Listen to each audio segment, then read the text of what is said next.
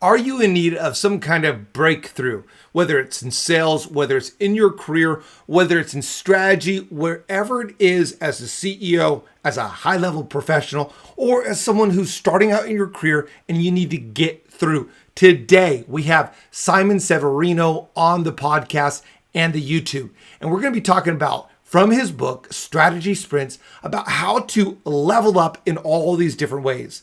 He's a CEO, he's an author, he's a TEDx speaker, and he's on the show today. Lean in and listen.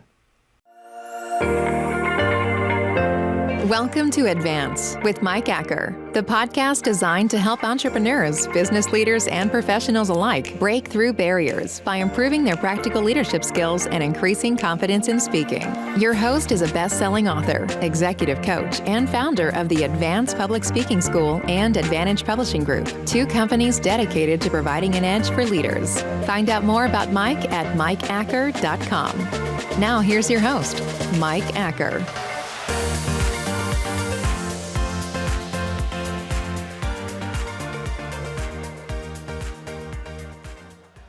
Simon, great to have you on the show. Thank you for being with me today. Excited to be here. Hello, everybody. Well, I'm really looking forward to diving into this topic and strategy and multiplication and breakthrough and all these different areas. But before we do that, something that I know that you can speak to is how to prepare for recession. So before we even get into all those other areas, let's just have a little bit about that, and then we'll talk about who you are and why you're the person to talk to us today. What can we do? What you really need right now is to go over your business model and start with your cost positions. See if what you're doing is still the right thing to do, and then go into the way you're delivering it. All your cost positions, you want to turn them into variable costs. Fixed costs turned into variable costs. When you have less sales, you have less costs. When you have more sales, you have more costs. That's the first thing that you want to do. The second one is to double check all revenue systems. And when I say revenue system, a system is something that can adapt, that is agile, that can adapt to what's coming and will still be around, even if supply chains break down, like they will inevitably, and they are right now breaking down. And these are the revenue systems. And then you want to check your saving system. How much percentage of your gross margin is operating margin, is net margin? And you want to have those three percentages in front of you. And you want to go back to the costs and do that exercise again and see how you can increase the net margin. And then you have the third part, which is your investment system. How you deal with the cash flow and with your treasury.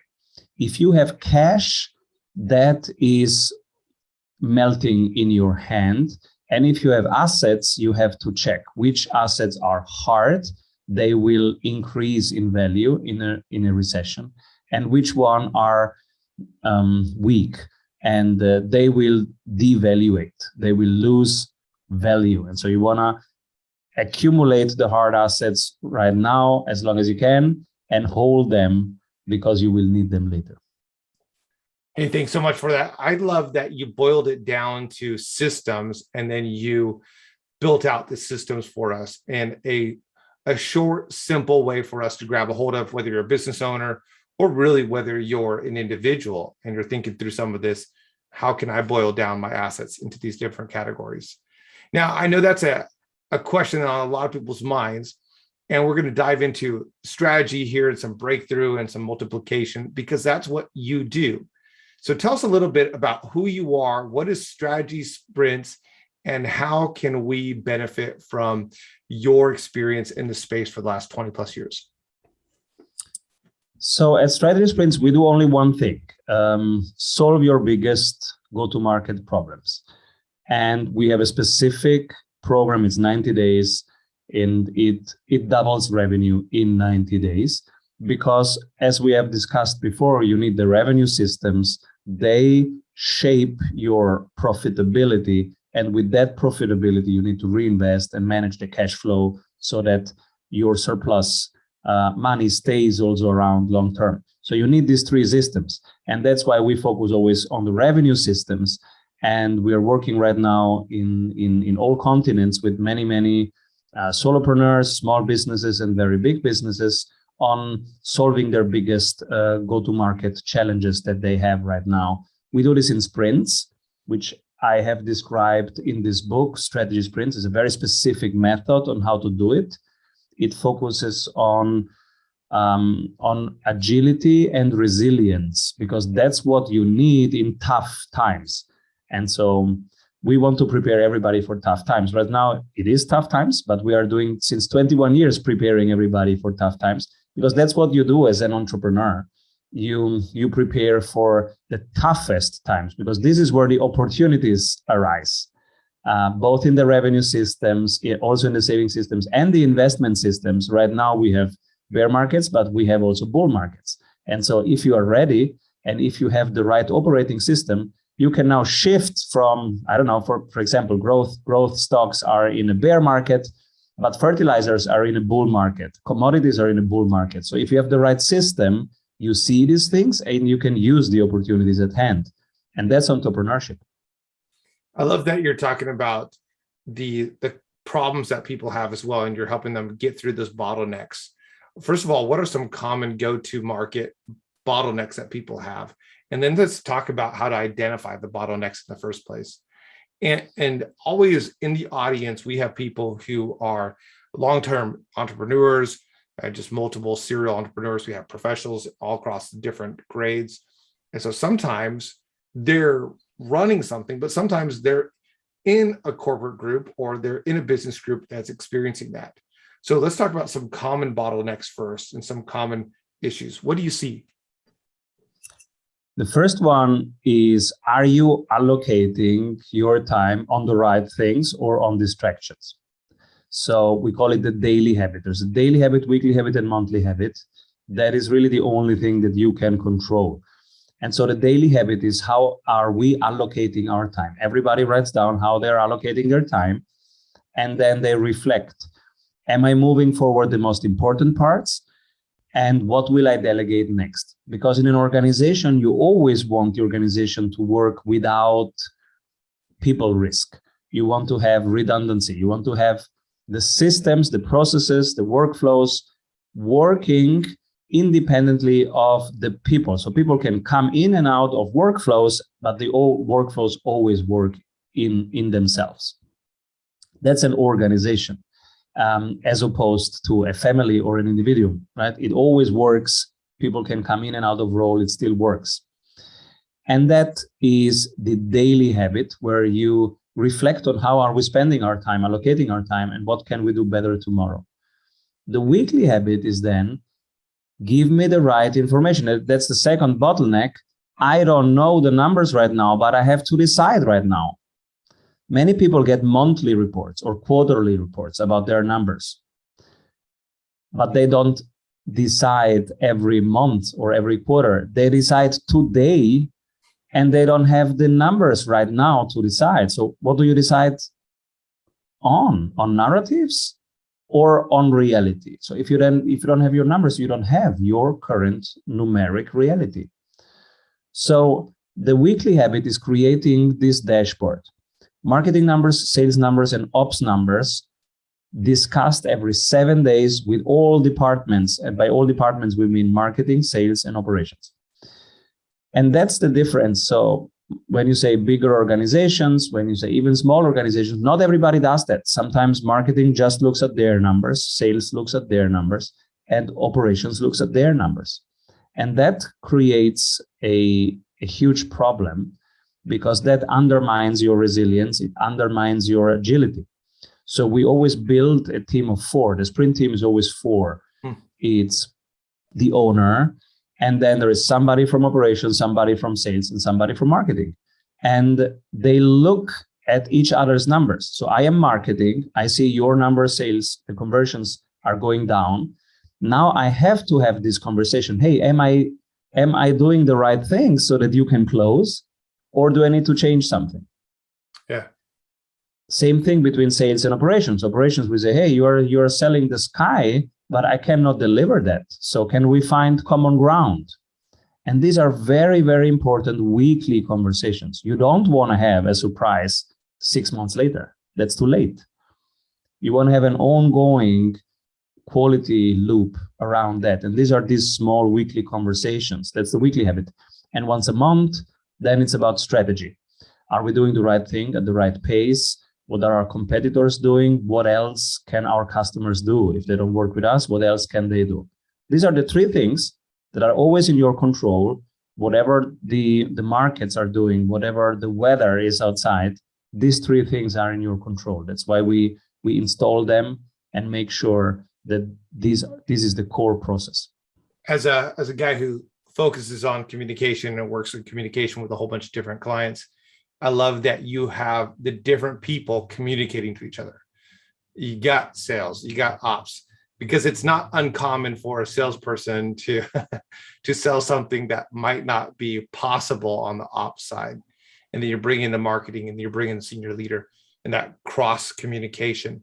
Is that something that you're seeing is not existent when you're coming in there, or are they just not putting it into play yet? Or is that something when you come in and work with a client, they're like, yeah, I never even thought about that? Yeah, everybody wants that, but they usually don't have it in place in a simple way. So our help is finding them the few numbers that really matter. They usually have too many numbers too late. So we help them identify the few numbers that are their direct path to growth. And then we help them create those dashboards. We have templates, the dashboard is ready, they insert their numbers. And now we are the support structure. We are the pacemaker and the support structure. And we start every Friday meeting by asking them this thing. And so that helps you, when you really change your behavior, it's really helpful to have a coach. Like when you run your first marathon, you really want to have a coach on your side, checking your training schedule, checking your basic important numbers. And that's what we are for those organizations. When you change the reporting system from yearly to monthly, from monthly to weekly, you want to have somebody who's done this 100 times and gives you that confidence that, okay, it's fine. We can reduce it. We will still see everything that is really important. We will see it quicker. So yes, we can do it. That's great. You do some distinctions in your book, and one of the distinctions you talk about is speed versus velocity. And I think that's relevant not only for the companies and the people who represent heads of different areas, but also the person who wants to advance their career. So talk to us a little bit about that distinction, how that plays into growth and overcoming and breaking through recession and multiplication. What is that? So how many listening right now have a very clear vision where they are in 3 years? It's written down, everybody knows it. And then they have a very clear 90 days, 3 goals with 3 numbers attached. And each week is contributing, it's building on each other, contributing to the realization of these 3 numbers. If we have that, we have velocity. Velocity means speed, including direction. If you don't have that, then you're like somebody who's running a marathon, is running super fast, faster than the others, but in the wrong direction. You don't want to have that in a marathon. Why do you have that in your business, right? So we need the vision in 3 years, 5 pages written down. We need the next 90 days, 3 goals, 3 numbers that measure these 3 goals. And we have 12 weeks, each week solve one bottleneck in getting there. When you have that whole thing, that's velocity. In physics, it's speed that includes the direction. Otherwise, speed is just a ton of activities, but you have not made sure that it's resilient and agile, moving you in the right direction at the right pace. That really resonates with me because I was in a nonprofit world for years, and we always had goals and goals ahead of us. And then I switched over in sales and corporate sales and managing a territory, things like that, doing well. And some of those things are set for us, and a lot of them are numerical. And then I wrote a book and launched off into entrepreneur space. And one of the best things I did was exactly what you just said right there. I didn't think about it in terms of that, but it was just one of those things where do I want to go? Where do I want to be in 5 years? And I wrote that down. It wasn't 5 pages, but it was long and rambling. And then I did backtracks for 90 days. So as you're saying, I'm going, man, that was something that really helped me understand where to go and not to start doing everything and run in all types of directions. When you lead people through this, do you see a lot of that? Like, yeah, we're running, but we don't know where we're running. Do you see people drop off some other stuff? What are some common results that people do when they go through that type of exercise? A big consultancy started a strategy sprint. And when they started, they had 17 different offers. So, wow, which is typical for a big professional services company. They are in their continent, a very, very, very big institution. And so it's usual to have 17 different things that they offer because it's a very broad market. And when we ran through that exercise, they saw that they can not possibly have control over that. And because we were asking these questions and they were like, wow, that would be a full-time job just to measure this. And we said 3 numbers, full-time. Yeah, 17 times, right? So we simplified that by using the tools of week 1, which are really the direct path. What's your direct path to growth? On 1 page, we map it out, a customer journey, and then we flip it, and these are your team activities. It's very simple because it is helpful when it leads to simplifying the direct path to growth. And then we go into each conversion stage of those, from awareness to engagement, sales opportunity, closing the deal, upselling, retaining, cross-selling. And each week we improved one of those stages. Now, that was a huge difference for that team. And they had monthly 121 KPIs before the sprint, and now they had weekly 9 KPIs during the sprint. Much simpler for them to see what's going on, much smaller quality control loop. So it's also a de-risked, you are de-risking your operations because you get information quicker. If something's not working, it pops up quicker. So simplified, de-risked, and of course, huge revenue increase and a much more motivated team, right? Because the team looks at 3 things in a real-time dashboard, does stuff, and it's like Angry Birds, they immediately get feedback. So you shoot the bird 500 points, you shoot the bird 600 points. What do you want to do next? How do you feel? Yeah. That's good. I love it. The immediate feedback is a huge part of it because it keeps them driving forward. When you're talking to people who are CEOs of these companies, and what are their reservations in doing something like this with you? What are their fears? How can I de-risk it? Because everybody can tell me they can double my revenue. It's a risky, ambitious proposition. So how can I de-risk it? Show me that in my industry, in my field, with my complexity, that you did it 100 times. Show me.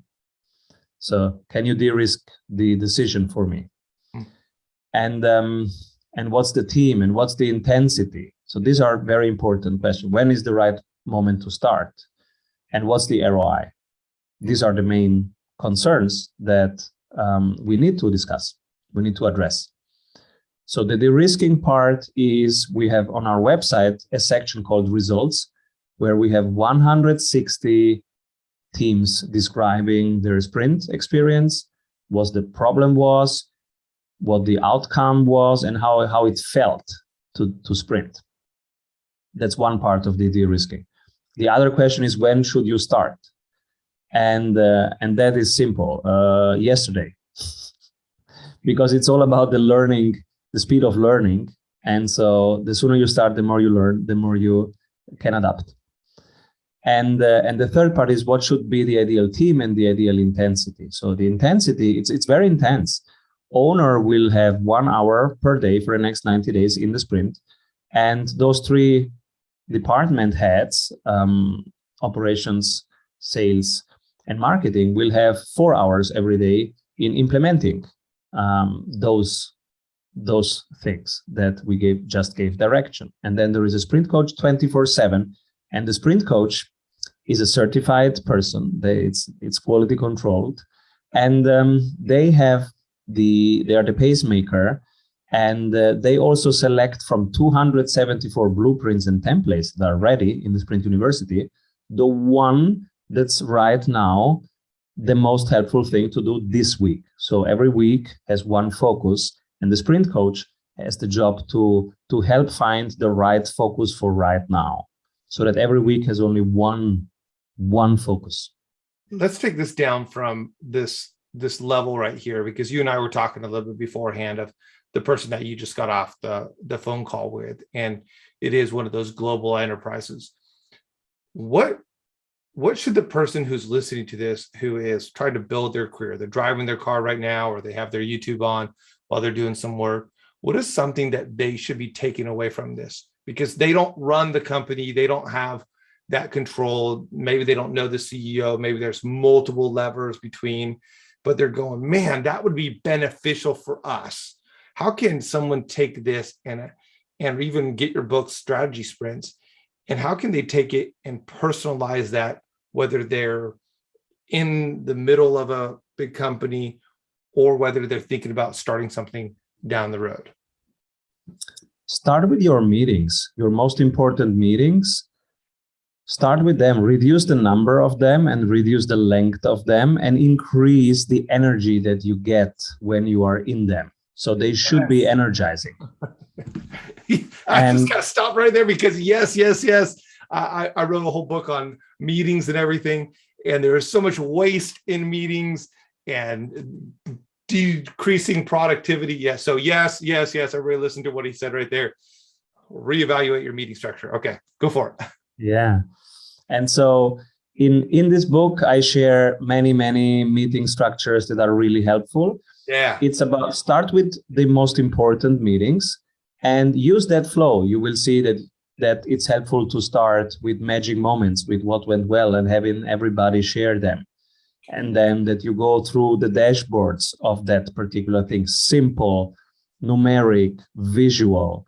And then that you go to what's next, and then that you have a backlog for issues, and not going right now into the issues because it's not the right moment to solve them, but to have the right parking lots for each thing to happen until next week when you review again. That's the single meeting. Now it's also important the order of the other meetings. For example, it makes a huge difference if you have your whole team meetings on Friday, and then you have your sales meeting on Thursday, and your marketing meeting on Tuesday, and your ops meeting on Monday. That's a very good cadence, for example, and some analytics meetings in between, because now every meeting has exactly the information needed. And when on Friday you look over the whole team, this is when all single departments look together at the overall dashboard, marketing, sales numbers, ops numbers. That's a very good flow, and it's simple to do. And in the book, you will find literally the checklists and the blueprints about that. And it changes everything, because sometimes meetings are boring and you don't have enough decisions as an outcome of meetings, etc. But you can, and the reason is they don't have the right information to decide it quickly. So you just change the order of things, of your meeting calendar, for example. Sometimes that solves a lot, because now you have the right information at the right place and people can decide quicker. I love it. So in my book, I talk a whole different aspect of meetings. It's more about how to speak at the meetings, because that's my focus is communication. You're talking about the actual content and how to structure and the strategy behind the flow of meetings throughout the week. And absolutely, I once did a study, Simon, where I was working with a client, and we figured out they have about 1,000 employees, and they're on a low average 3 hours of meetings a week, a low average because they have a lot of service people. And then on a low average, we're talking about $20. that per hour for the people on a low average with their minimum wage as well. And we figured out they were losing $20,000 worth of money every single week just in their meetings. So if you think about that, and you're talking about how can you be more strategic and how can you place them out and then add in how can you communicate to them, just the amount of money you save on that. And not only that, how much further, faster, more energized can you go? That's incredible. Your huge focus is in agility, and you describe what it really means to be an agile company versus a rigid company. But I think those definitions also apply to the employee and to the leaders and to the managers. So give us a little definition, kind of like what you did with speed and velocity. What's the difference between this agile and rigid, even though it seems like it's a little bit more obvious? Break it down for us. So if you have kids, you know the difference between Lego and Duplo. Lego is made of small parts and Duplo is made of big parts. With Lego parts, they are so small that you can build multiple things out of the same parts. So the same parts, you can build a person, but with the same parts, you can build a horse or a house.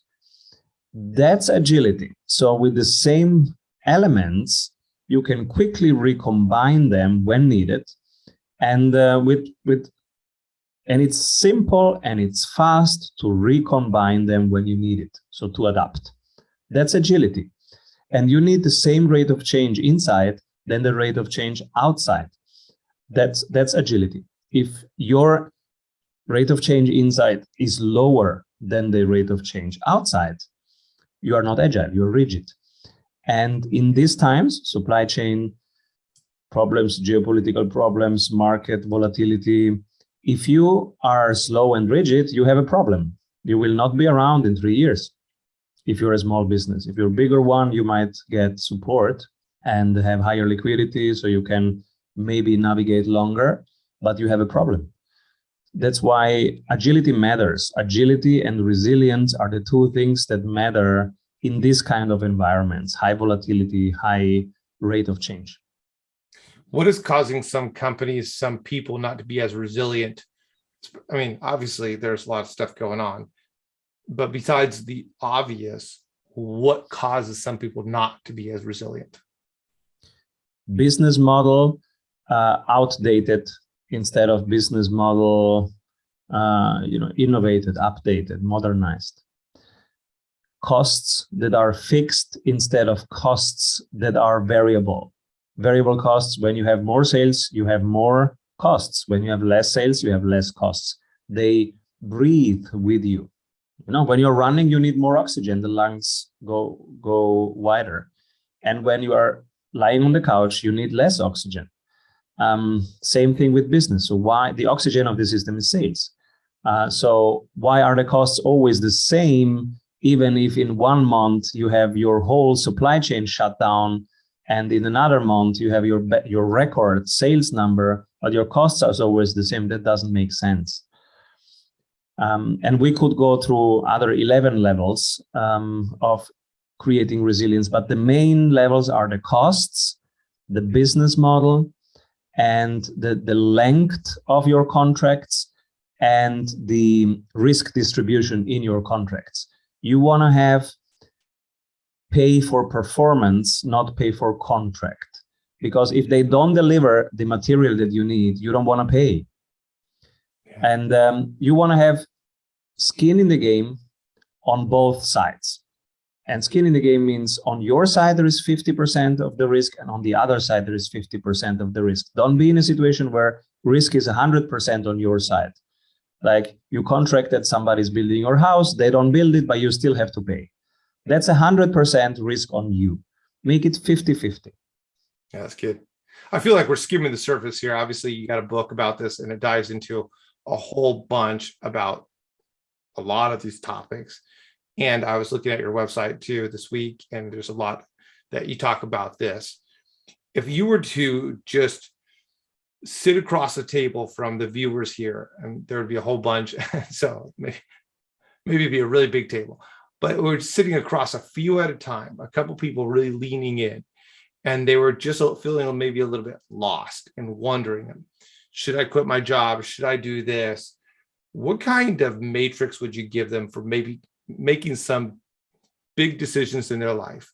A little coaching with Simon in this moment. I would say walk out in nature for as many hours as needed without any goal, and let the answer come. And when you have clarity, I do this while running in nature, but it might be just walking in nature or just being in nature. But when you have clarity, then you sprint. You need velocity. So the right thing and doing it in the right way. So don't just do stuff. Center yourself. When clarity is there, then you sprint. Man, that's good.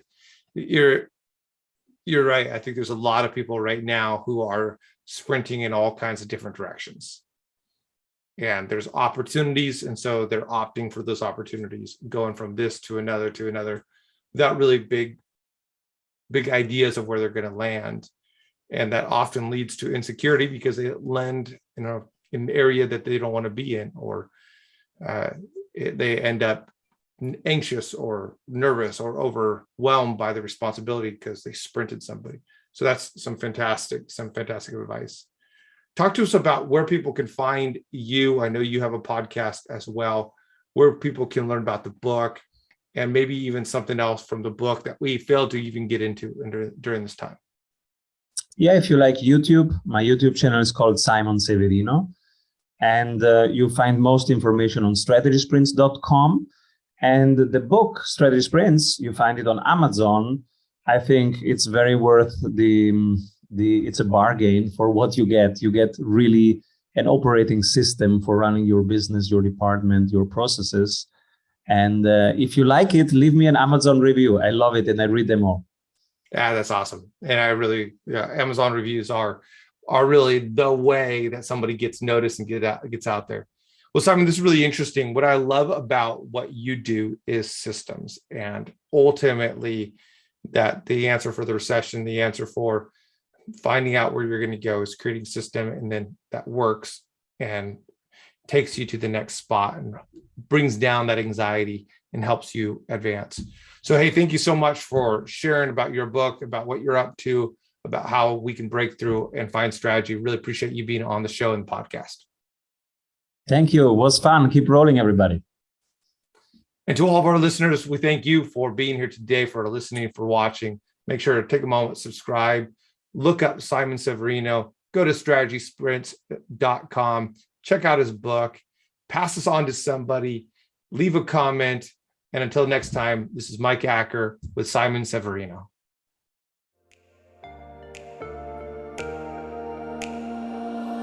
Thanks for listening to Advance with Mike Acker, a podcast designed to provide an edge for leaders through improving practical leadership skills and increasing confidence in speaking. Mike is a best-selling author and business owner who has helped many leaders increase their skills and their confidence, propelling them to new heights in their personal and professional endeavors. Join an incredible group of professionals taking the steps to become better leaders at connect.stepstoadvance.com. Don't forget to rate, review, and subscribe so you never miss an episode.